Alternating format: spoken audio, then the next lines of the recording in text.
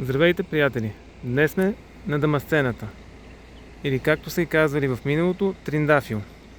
Колко от вас са били тук? И какви впечатления имате?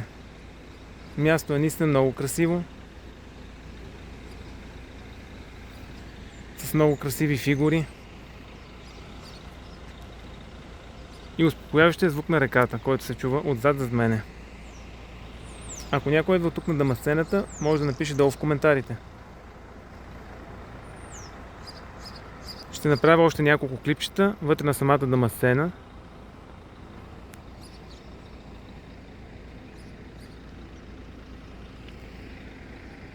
Може да следите канала ни, защото ще ги публикувам също и останалите клипчета в рамките на няколко дни.